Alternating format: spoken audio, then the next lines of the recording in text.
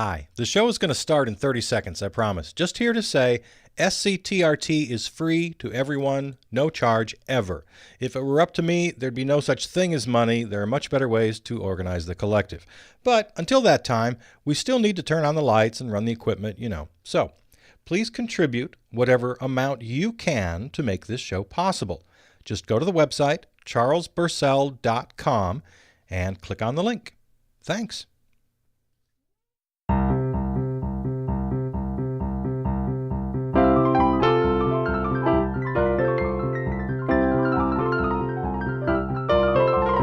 Hi, I'm Charles Bursell, and this is Stream of Consciousness Talk Radio Theater. I am a white, heterosexual, cisgender, male, Christian boomer. And I'm going to talk about diversity because I'm the expert at diversity. I mean, seriously, how am I supposed to talk about this topic? This is not easy here. I'm a member of every privileged class imaginable, even economic privilege. I've never really had any money to speak of. I don't have any money, but I've never truly been poor. So I guess I'm even in that class. I haven't been a Christian for a long time, but when you're raised in a Christian family, in a Christian town, in a largely Christian nation, you kind of carry that with you. So I include that as well. So how are we going to approach this today? I want to talk about diversity. I want to talk about all the isms and obias that we need to fight, that we encounter every day. Racism, sexism, homophobia, Islamophobia, all of it. But how do I, as a white, hetero, cis, male, Christian boomer, do this? Well, the one thing I can do, I can talk to my people, per se. By the way, I'm going to say 100 things wrong in this half hour. So please just call me out. Get on the phone. I always welcome callers anyway, but get on the phone. Call me out when I say something stupid. When I say something racist or sexist. I probably already have. I'm sure I'm going to before the half hour's out at least a dozen times. So I can talk to my people. I can talk to my fellow white, hetero, cis, male Christian boomers. And we can't be afraid. We can't, as I'm hesitating right now, we can't be afraid to talk about these issues. We're part of this world. We share this world. We share responsibility with getting it done. So I'm going to recommend that when you do talk about these things, share your own experience. Don't pretend you know other people's experience. Not that you can't learn it. I mean, you can read, you can study. That's cool. But don't, think that entitles you then to, speak for other people. A quick side note, when I was in college, I studied philosophy, and I took this to heart. I as my electives, in fact, I was surprised they weren't part of the core curriculum. I thought these should have been required. But as electives, I took Native American studies and Black studies and women's studies, Eastern philosophy, what else? Comparative religions, which really made me an atheist. That really put me over the top. When you study comparative religion, you're going to come out an atheist 9 times out of 10. So yeah, you can learn. But mostly what I want to request from my fellows, from my people, if you want to be part of this whole conversation, if you want to be in the process, in the fight for justice, you got to listen and you got to follow. We're used to taking the lead. Those of us in every privileged class, we're used to taking the lead. But here's where you don't. You listen, you follow, you support. And for all the listeners who fall into the other categories, that aren't the ones I mentioned, I will share my experience without trying to tell you how the world ought to work. Now, this is a difficult show. I'm going to tell you right off the bat, I know how difficult this is. I don't know how it's going to go, but I'm going to give it a try. First caller, hi, you're on the air. Hi, Charles. Yes, hello.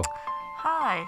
I'm one of the voices in your head. Oh, okay. I'm a white, cis, Christian-raised, female boomer. Okay, so we share everything except the male-female. Yes, I'm your, as you would put it, your anima. You're my enema? Anima, not enema. You're not that old. Okay, so anyways, Chucky? Yeah. You have no right to continue the rest of this show. No, you're kidding. Yes. I can't even do it? Because you're just going to yourself, and it's going to be embarrassing, and then everyone's going to call you racist.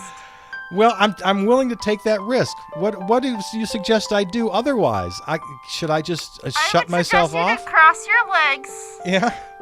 Hold still, and lock the door. But All right. lock the door before you hold still. Okay. Yeah. And then I'll let other people Yes. deal with this. Yes. Well, I'm very happy to have a female voice in my head. I have that. Yes, you do. So maybe you should host the show today. I could, but I think it'd be much more appropriate to get the trans, black, Native American voice in your head to do the rest of the show as the host. By the way, why did you use the phone to call me? You're right there in my head. You could have spoken to me directly. Because this is very inflammatory stuff. I see. You didn't want to be seen with me. I'm embarrassed. Okay, goodbye. You're embarrassed to be seen.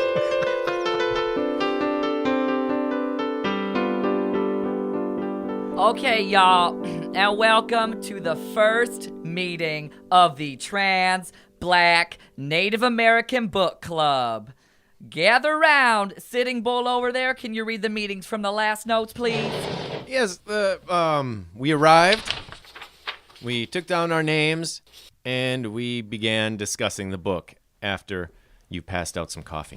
Now, can you please remind everybody sitting around this fire... Oh, take that pipe from you. Thank you. Quick smoke. All right. Could you please remind everybody what book we've been reading? It's Das Kapital in the original German. Das Kapital, das right. Okay, do we have any thoughts on chapter 4? It's a little dry. Yeah, a little thick. A little thick or a little sick? Well, putting accents aside, I know you like to call people out when they speak in their native dialect, which I find offensive. I believe she meant thick. Like Alan? Excuse Not me, that did thick. you just say she? I'm sorry, I did, yes. Oh, I meant to say... shoot. I meant shoot. to say, This is why I don't do stuff. Now, here, pass her the peace pipe. I want you two to meet in the middle, shake hands, and smoke one together. I happen to have one with 2 stems.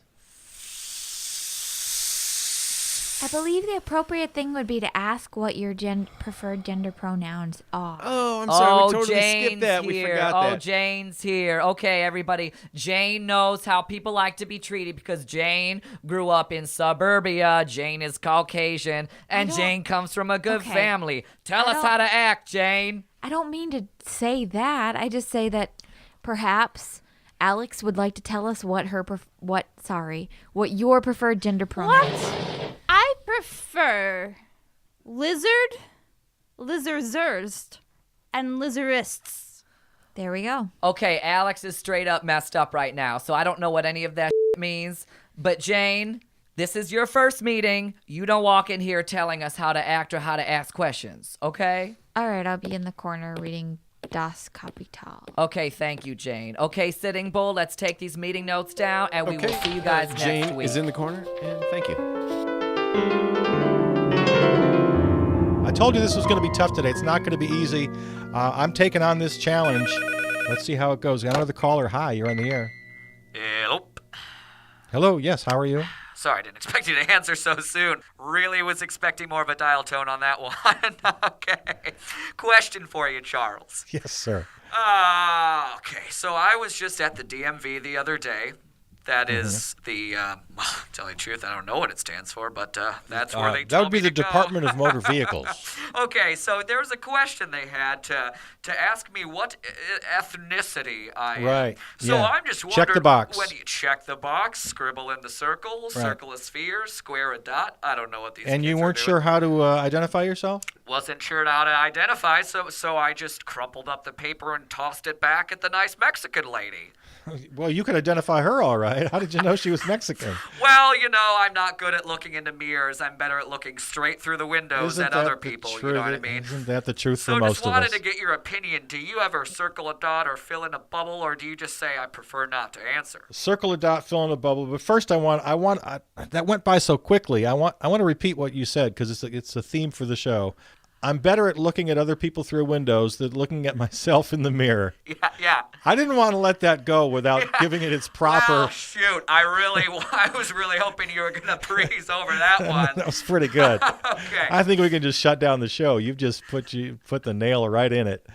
Well, Yeah. they don't call me Jimmy Nail in the Coffin, cow for Yeah. nothing. Okay. So you're talking about filling in bubbles or checking squares, and your question is again. Well, my question is again, do you ever Yeah. answer them or do you prefer not to answer? You know, that tends to be the last little dot there. I don't know. I don't know if this is controversial or not, but I understand the reasons they ask. I think it's actually important that demographers and people in government know who they're representing. So yeah, I fill it out. I'm white, non-Hispanic, of European descent.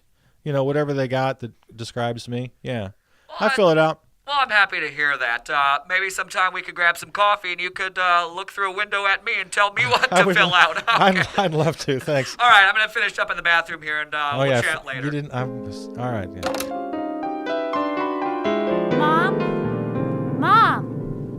Mom! What is it, honey? What? I was Mom! reading the newspaper. What? This is really exciting. Well, this is Mother's quiet My- time, okay? But my blood print just came back. And it says that my matrilineal line and my patrilineal line both descend From Cincinnati. I know. I was waiting to tell you, but yes. Further back, Caucasia. Well, yeah. I mean, Cincinnati, that's not a far leap, sweetheart. Yes, you're right. Okay, great. Can you tell me the story again about how we came from Caucasia to Cincinnati? Oh, it's a fuzzy story. I don't know.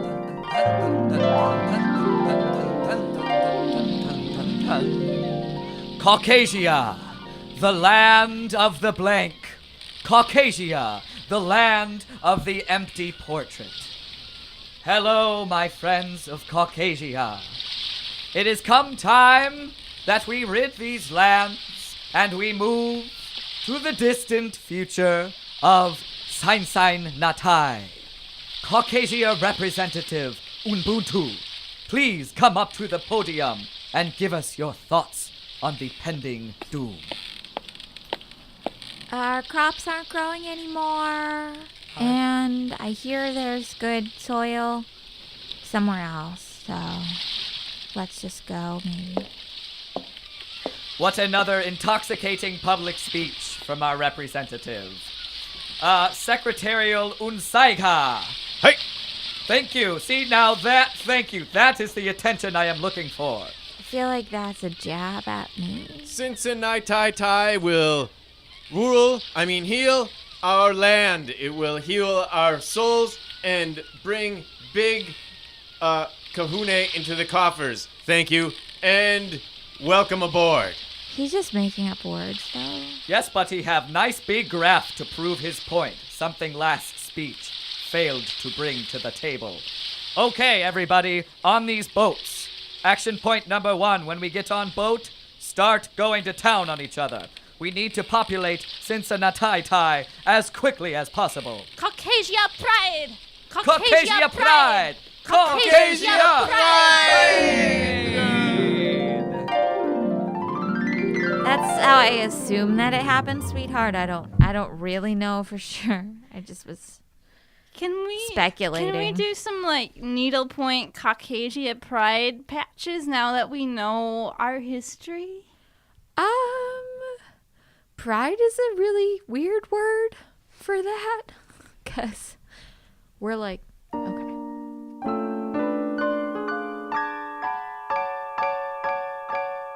Stream of Consciousness Talk Radio Theater. Charles Bursell here. White, hetero, cis, male, Christian boomer, talking about diversity. How does someone like me engage in the conversation? How do I be an ally? How do I fight for justice without just being a big old douche? How do I do it? I want to take just a moment and share a story with you guys. When I was a kid, white, small town, Wisconsin. If you're a kid, you like sports, and I liked basketball, and my first sports hero was a guy named Lou Alcindor, who was a big college star, played for UCLA. He was drafted by the Milwaukee Bucks, my hometown team right up the road.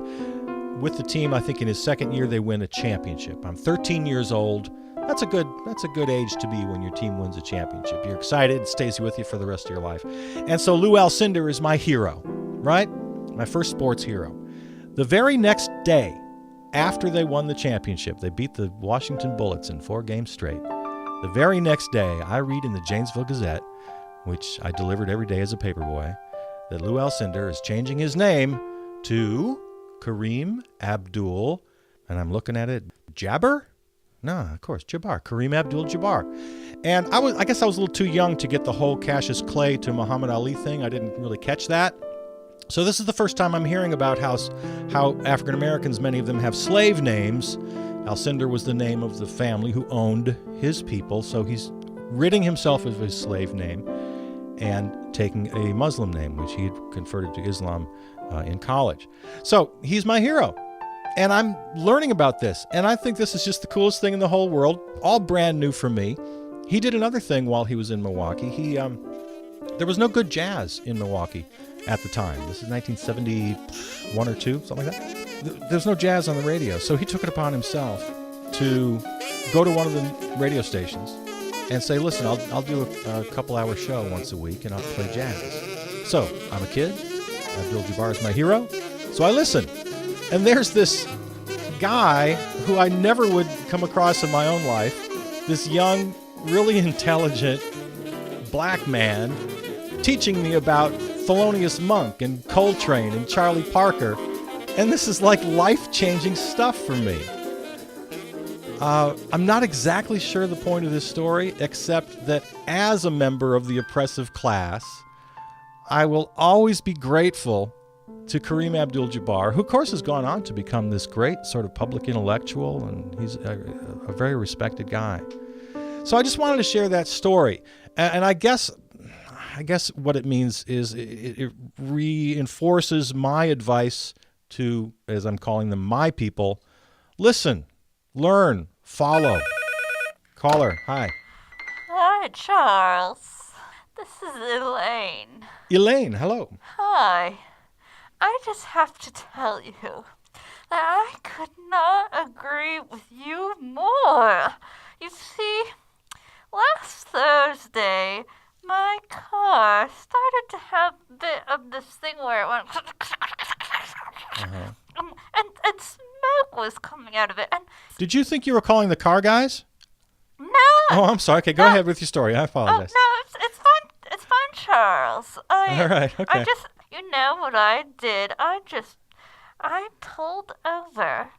I looked up how to take the bus on my phone, and then I went on a bus. You know, I just think it's a beautiful thing because in this moment I sat down next to a woman my age, but she was African American. All right, okay. And you know what?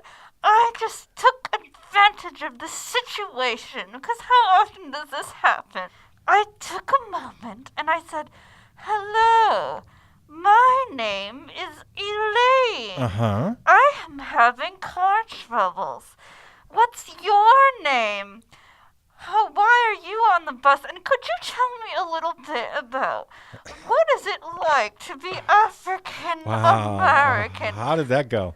It was remarkable, Good. Charles. All right, see, this is an example to us all. It's really okay. Sometimes, as I said, you're going to sound ridiculous sometimes, and you never know what response you're going to get, but you got a good response, Elaine. What was the response? Oh, she told me all about how she's a woman like anyone else. Okay. She has a job and a grandson, And this is something that you felt you benefited from. I thought it was really illuminating. See, now I can hear a lot of people might criticize Elaine for, I don't know, assuming that this person next to her had some other different exotic life or something. You had asked her to speak on behalf of all African Americans. And now that kind of criticism would keep Elaine from having that conversation. But for whatever reason, Elaine had an open enough heart, or she was naive enough, or, whatever the reason, she went ahead and spoke up. And I'm not going to criticize it at all. I think that's fantastic. Whatever the reason is, good for you, Elaine. Thanks for calling. Another caller. Hi. Yo, hello. This is the woman from that bus. Oh, hi. I just wanted to call and say what a dumbass that woman was. I think I'm it's sorry sweet. to bring negativity to this situation, but I've been sitting on that bus for how many years, Charles? You take a guess. Take a stupid little Caucasian guess at it. I have no way of knowing. I don't know. 5 years. 5 years. Add 20 to that. 25 Now years. add Okay. 5 years to that. 30 years. Take 7 back. 23. Add 4. 27. That's how many damn years I've been 27 taking years. that bus. Okay. And one day, some stupid ass lady's car breaks down. She sits down next to me like Jiminy Cricket on my stupid ass Pinocchio shoulder. Uh-huh. And you know what she asked me? She asked you what it was like to be an African-American woman. That is right, Charles Bursell. Now, I looked at her straight up dead in the eyeballs, and as if I'm looking at the soul of the devil himself. And it took Charles Bursell, put your ears next up to the microphone, because I got a secret to tell you. That's not how it works. It took, well, I don't know much about technology. Go ahead. I don't know much of biology, but I do know that I love you. And that's just a little joke that I think you got it. appreciate. Simon and Garfunkel. Let's get back to the point, Charles. Now it took all of the strength in the world for me to not slap that stupid little lady in her stupid little frilly hat straight up in the stupid ass face. Yeah. I do apologize for all the stupid asses that I've been saying. But you heard her call. She took that as a very positive experience. Whatever you did really nice. You know, well, for you're nice to her. It's a positive experience for her. You know what I'm saying? Like, if I'm a little child, let's say, here's an example from my own life. I have been doing jigsaw puzzles for how many years, Charles? 27?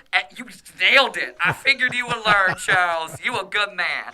And if my little grandson comes over, he's playing ball, and he knocks the ball to the table, knocks my puzzle over, that's a good experience for him because he's having fun, but now my puzzle's all up on the ground. Okay, so people have unique experience. I get it. I understand. I hear where you're coming from. Look, I'm sorry to call and vent about that, but I heard that little lady call, so I had to give the Venn diagram of my experience. All right, it's important to know. I'm encouraging people like myself who inhabit all of the oppressive classes, all the oppressive categories in our bones. I'm encouraging us to participate somehow in the conversation, in the fight for justice, but to do it in a way that is actually productive for everybody concerned. I'm going to give you one other just a little piece of advice, if I can, and that is, if you can, I know it's not easy, travel to other places. Get out of your bubble. I was very lucky. I lived in San Jose, California as a young man, where I was the only white guy in a black neighborhood, and it was very eye-opening for me coming from a little white town. I lived for a couple of years in New York, where it was primarily Hispanic, mostly Puerto Rican neighborhood. Everybody was speaking Spanish in the bodegas. And then I lived in San Francisco for many years, where I did theater, and 9 times out of 10, I was the only hetero within eyesight. And I got to tell you, it makes a difference. Now, I know it's not easy to travel. I know it costs money. I was able to do this through work. Speaking of work, then I got on a cruise ship, and I went to Asia and Malaysia and Indonesia and the South Sea Islands, and it's real easy to not follow the tourists. You just take a left instead of a right, and all of a sudden you're in the real world with real people. So my advice, if you can, I know it's not easy, travel. Get out of your bubble. Know people who aren't like you. This is my call. I'm making this plea to my people to be part of this.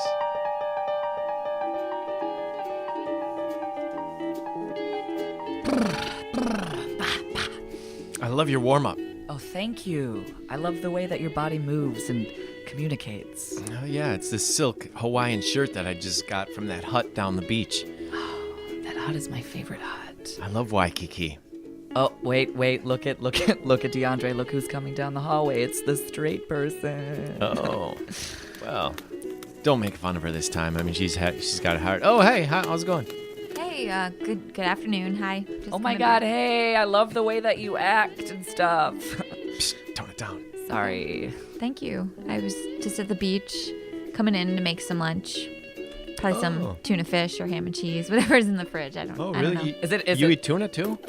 Yeah, out of the can. I don't like fish for it. Is she eating it straight out of the can? Straight out of the can. No, I mean, I usually add like mayo or like She thought it was a real question. Oh my god. pickles, celery. I try to dress it up a little. Pickles. Dress it up a little. Oh my gosh, she's so great. Yeah. What do you guys have for lunch? Well, we also eat tuna. Oh, yeah. But it's gay tuna. I need to say one quick thing here. The time's running out. Again, a plea to my people. The whole I don't see race thing, can you just drop that just forever and never do that again? You don't know how wrong you are when you say that.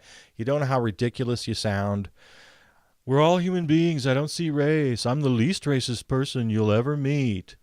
If you just pretend that that's the case, then you're just wrong. You don't know. We all have implicit bias. Research after research after research tells us. Remember the doll test that they used as part of the case in Brown v. Board, right?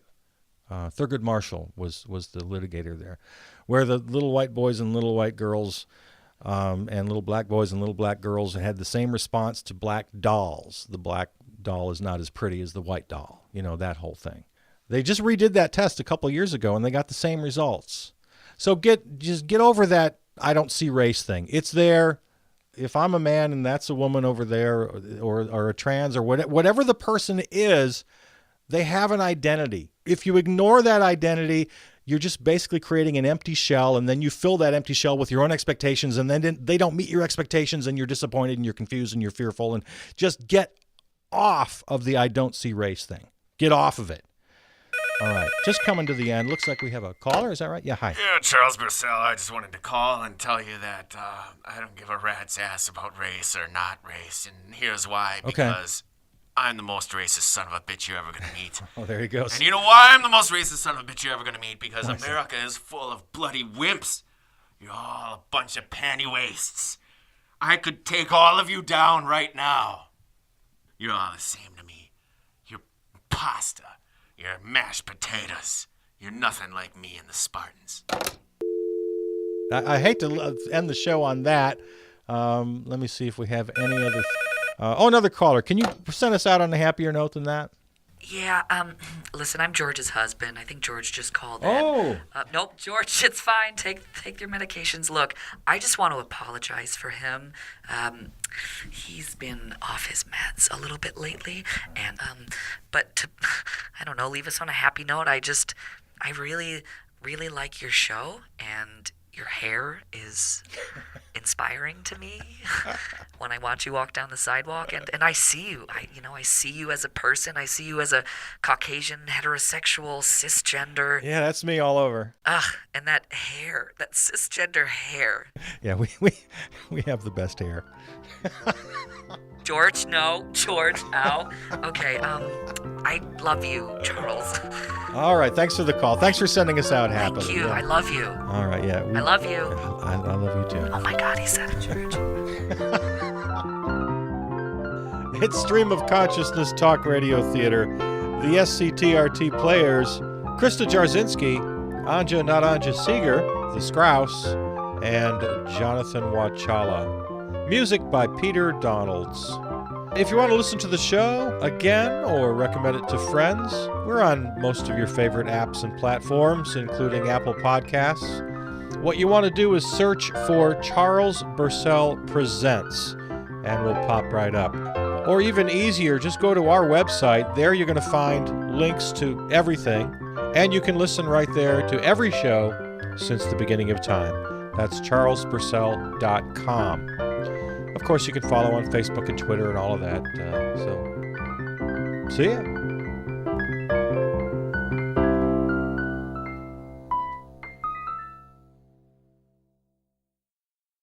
Hope you enjoyed the show. If you did, please consider becoming a listener member. You get nothing for it, no bonus material, no tote bag, no coffee mug, just the satisfaction of helping to keep a good thing going, especially for those listeners who maybe can't afford to contribute.